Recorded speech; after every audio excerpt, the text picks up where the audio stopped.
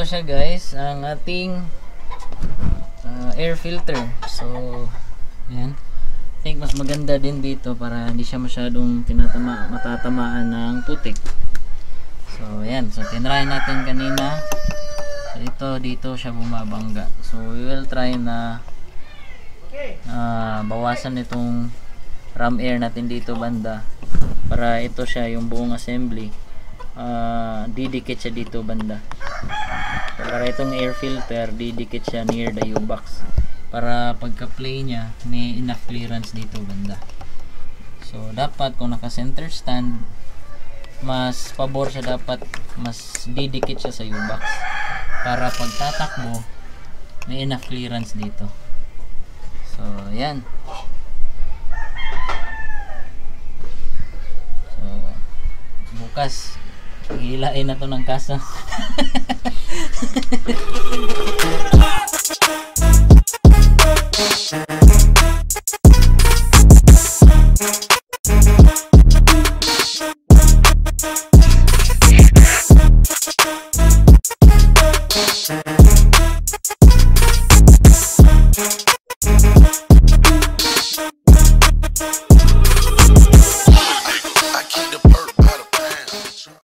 What's up guys, Motogray here. Today mag-experiment po tayo para sa Kaiju. So we will going to eliminate yung stock air filter box at papalitan natin itong aftermarkets na air filter cup at saka itong ram air. So subukan natin kung pwedeng ma-eliminate yung stock na air filter box at saka ito ipasok natin dun sa loob. So yan, try natin. Alright, so ito yung stock air filter box natin guys. So re-remove natin to using ito yung air filter na aftermarket na ikakabit natin dyan. Tapos itong ram air, yan. So sana magkasya to sa throttle body. So yung gagawin natin, iba-bypass natin yung manifold tsaka yung air filter na itong cap doon na sa loob. So mare-remove na itong stock na manifold tsaka itong air filter box. So yan, try natin.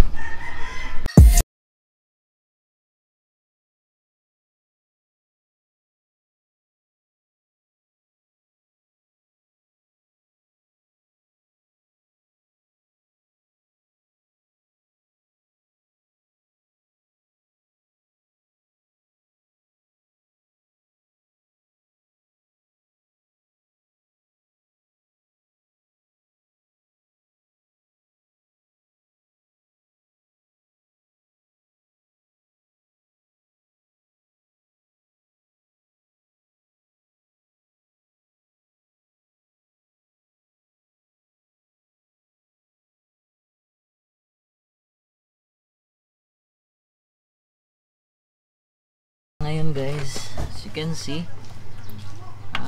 bangga yung dito sa filter box. I think dahil sobrang taas ng manifold na to. So we will try to cut this one para magkasya sa dito banda. So yun, let's see. Ito siya guys, need lang natin putulin dito na spot. Nilagyan na natin ng marking. This one. Yan, kasi para mabawasan to na tubo, maalis tong tubo na to and maikat natin para dito uupo yung filter, para dito siya uupo, para magkasya siya dito sa kit. Medyo mahirap kasi merong bracket ng mono, so kailangan busisiin ng mabuti. Ayun, so siya guys, no, naikat na natin. So normally dito to pinutol natin, so ito na siya ngayon. So we will try. Do, kuwang gyapon do. Hindi siya pwede juduri-duri.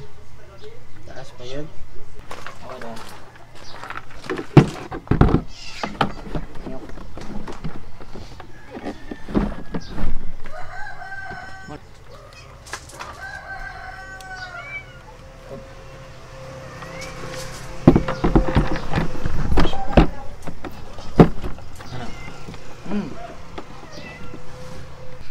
No? Hey. Yung bash. So, ayan. Dugay. Iko siya gamay, ay. So, ayan. Mock up test, guys.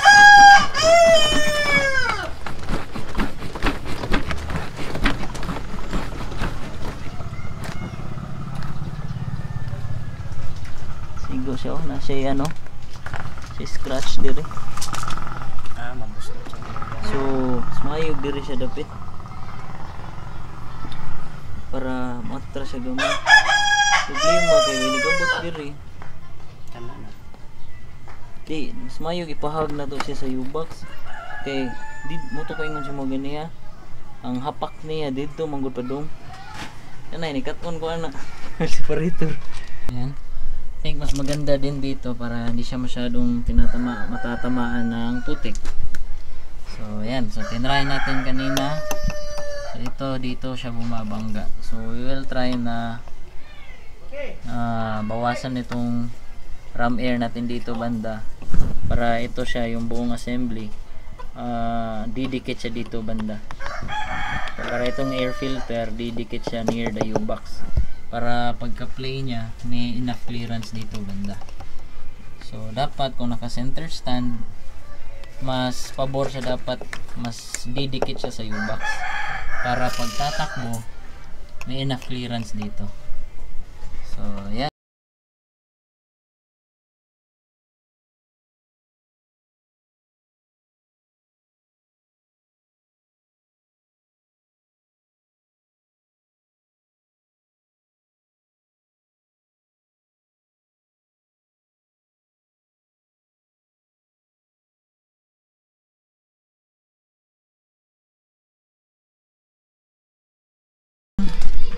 After nating na-cut yung ram air, so ito na yung itsura niya.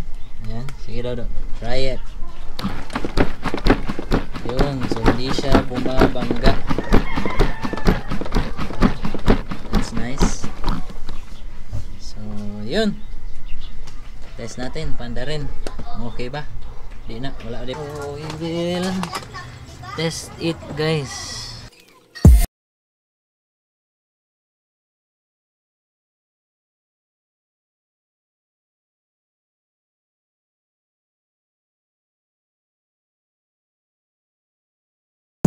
Ayan. Yes, sir. Kailangan ba?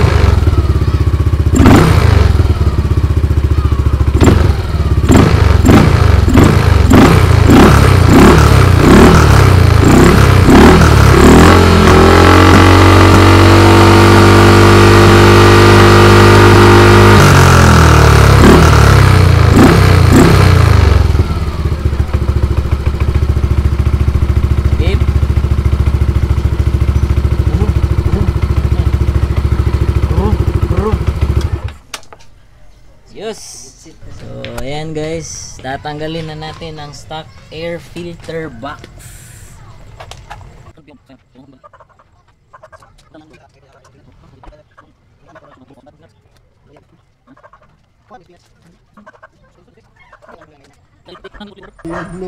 Ayan, natanggal na natin guys.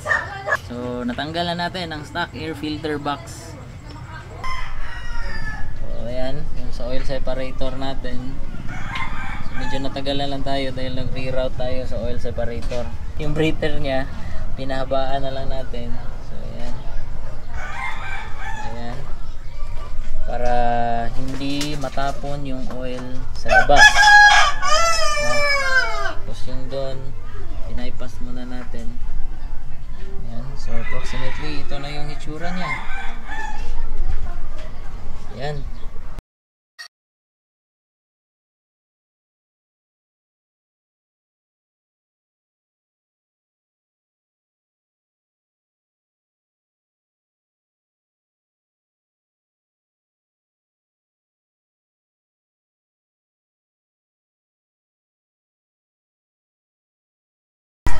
na siya guys. Ikabit na natin ang Z-fairing. And then itong ikabit na natin yung side panel pala. So ito na yung air filter box natin. So ayan, so may enough na allowance siya dito. Hopefully di siya babangga, no? Ayan, so itong hose na to, actually di ko talaga to bet. Pero natatago naman siya paglagay ng Z dito. So we need that oil separator pa din. Ayaw natin na magtapon tayo ng oil sa kalsada. So ayan, test drive natin to guys.